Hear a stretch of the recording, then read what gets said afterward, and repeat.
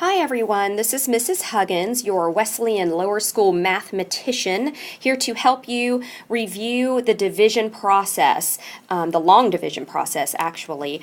I am going straight into this video by giving you examples so that you can just remember how we do this in class and you can follow along and do some on your own. I am hoping you have already watched the Math Antics videos that we saw in class. Maybe if you need to review those, you've looked at the website and reviewed those again about why the long division process works. So I'm not going to get into that here. I'm just going to really work with you on the process. And if you'll remember, we use this process of divide, multiply, subtract, bring down, repeat. And you can make up your little acronym to remember that. I like to say, does Moe's serve burritos regularly? You might want to say dad, mom, sister, brother, Rover, whatever helps you remember it. For me, I like this little phrase down here that I use, and you're going to hear me say this over and over and over again. When we get to bring down and repeat, if we have no other number to bring down after we've used up all of the numbers in our dividend, if there's anything left over, that's where the R turns into remainder. So hopefully you are getting really good at your multiples, because that's going to help you a lot with long division. If you are not confident in your multiples, you need to practice your facts as much as you can. If you need to write out your multiples as you're dividing, that might be helpful also.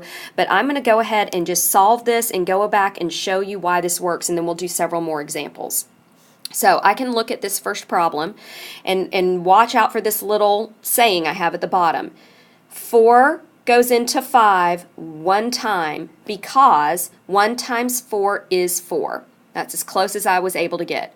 Subtract to find the difference, bring down, and repeat. I'm going to bring my 4 down also so I can see it's my new problem. If you look here, I've got my new little problem. So sometimes in the beginning when I'm learning long division, I like to bring that 4 down too so I can actually see the new problem I'm working with. Back to the problem. 4 goes into 17 4 times because 4 times 4 is 16. Subtract to find the difference, bring down, and repeat. 4 goes into 12 3 times because 3 times 4 is 12. Subtract to find the difference. Even though that's a 0, I'm not done bringing down numbers. I still have to bring down and repeat and answer this question. This is still a new problem. 4 goes into 0 times because 0 times 4 is 0. Subtract to find the difference. Now I have my remainder, and I'm not going to write a remainder up there because it's 0, and we don't need to write a remainder in our quotient if the remainder is 0. So what I want you to see is what I did in this process. I said 4 goes into 5 one time because 1 times 4 is 4. This is how close I was able to get. Right here, I'm putting, this is how, and I'm sorry, I hate these styluses. This is very awful writing. How close, I need to get a better stylus. How close I was able to get. That's what I'm writing right there. I wasn't able to get all the way to 5. When I multiplied 1 and 4, I was only able to get to 4. So I subtract to say what I still have left over. I join it with the next digit and repeat the process.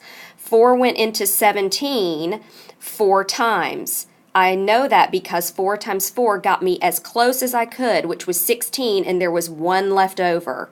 Again, I bring down and say the same thing again. 4 goes into 12 3 times because 3 times 4 got me exactly to 12 with nothing left over. Now, a lot of people will think when they get there and they see a 0 that they're done, but until you have brought down every number and put a digit above every number that you've brought down, then you're not done. So we had to answer the question again. 4 goes into nothing 0 times because 0 times 4 is 0, and now I officially had none left over. So you can see that 0 was super important. It changed it from 143 to 1,430. So that 0 was an important placeholder. Okay, so I'm going to show you another one on the video, and I'm not going to stop and talk through it. I'm just going to do it with you. Okay, let's do another one. This time we have 8,762 as our dividend and 5 as our divisor. I encourage you, if you are really still not getting the hang of it too quickly, to do a lot of problems with 5 as your divisor. 5 is one of those numbers that's just so easy to work with. You know how to skip count by 5 very easily, and you know your multiples of 5, and you can get to them very quickly and still be accurate. So if you're struggling with the process of division, I encourage you to do a bunch with 5 or even 2 as the divisor. 5 is better, I think, because you can get a lot of different remainders with that. When 2, you can only really ever get a remainder of 1. So if that will help you, feel free to do that. So let's go along and now do this problem. I'm going to again follow this little pattern that I have at the bottom that shows you are first dividing to see how many times it goes in. You're multiplying to say how close you got. You're subtracting to find what was left after you got as close as you could. Then if you have a number, you bring it down and repeat that process. If you don't have another number to bring down, your R becomes your remainder. So let's get started with this one. 5 goes into 8 one time because 1 times 5 is 5. Subtract to find the difference, bring down, and repeat. 5 goes into 37 7 times because 7 times 5 is 35. Subtract to find the difference, bring down, and repeat. 5 goes into 26 5 times because 5 times 5 is 25. Subtract to find the difference, bring down, and repeat. 5 goes into 12 2 times because 2 times 5 is 10. Subtract to find the difference. There's nothing left to bring down. So now 2 is my remainder, and I have to write it up here with my quotient. So if you can see, I just said the same thing right here over and over and over again until I had nothing left to bring down. 2 then goes back up at the top as part of my quotient, 1,752 with a remainder of 2. If you want to do more problems like this for a while before moving on, feel free. In the next 2 slides, I'm going to give you examples of what happens when 5 cannot go into the first number. These first 2, your first digit, your greatest digit, has been bigger than your divisor. Now I'm going to show you how to handle that when we go into one where it's not as big as your divisor. And we have 2 different ways of solving that problem. I'm going to show you that in the next slide. Okay, now let's talk about what happens when we are taking our divisor and trying to put it into a group that is smaller. A lot of times people are tempted to say, oh, well, 7 goes into 5 one time because they're really thinking 5 goes into 7, but that's not the problem. We're asking how many groups of 7 will fit into 5. Well, when my answer to that is none. No groups of 7 will fit into 5. So I have to say 7 goes into 5 no times because 0 times 7 is 0. Subtract to find the difference, bring down, and repeat. Same process. Again, you don't have to bring this 7 down if you don't want to. Sometimes it just makes it easier in the beginning. 7 goes into 52 7 times because 7 times 7 is 49. Subtract to find the difference, bring down, and repeat. 7 goes into 36 5 times because 5 times 7 is 35. Subtract to find the difference, bring down that last number, and repeat. 7 goes into 12 one time because 1 times 7 is 7. Subtract to find the difference. I have nothing left to bring down, so 5 becomes my remainder.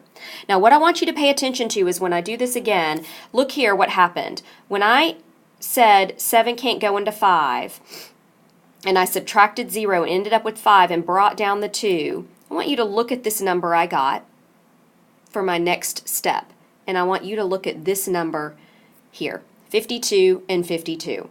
If you look here, okay, because it went in 0 times, it wouldn't go in. I'm just ending up with that same number I started with, and I'm bringing down the number next to it. So what I in essence did was I used the 5 and the 2 to answer that next step.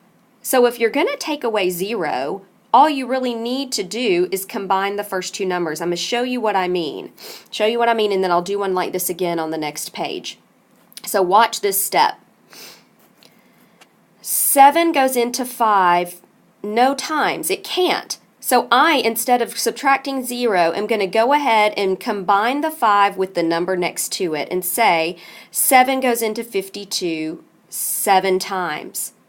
I'm going to put that 7 right above that 2. So 7 goes into 52 7 times. Isn't that what I just did here? 7 goes into 52 7 times because 7 times 7 is 49. Subtract to find the difference. Bring down and repeat. I just saved myself an entire step. That's always a good thing. 7 goes into 36 5 times because 5 times 7 is 35. Subtract to find the difference. Bring down and repeat. 7 goes into 12 1 time because 1 times 7 is 7. Subtract to find the difference. I have nothing left to bring down, so that running out of room here, that R is my remainder. So you can see here I have 751 over here with a remainder of 5 as my quotient. I would need to erase that 0 because we never start whole numbers with a 0. Over here I saved myself that entire step because I knew once I subtracted 0 I'd end up with 5 and bring down the 2, so I'd end up with these first two numbers anyway. If you are not comfortable with this method, feel free to stick with this method. Just make sure you go back and erase that 0 at the front of your answer. On the next slide, I'm going to do it this shortcut way so you can see that again one more time. Okay, once again, I'm using 5 as my divisor because if you need to practice the process, 5s are easy. So please feel free to make up a bunch of different dividends that have 4 digits. Try some that 5 can go into the first digit. Try some where 5 can't go into the first digit.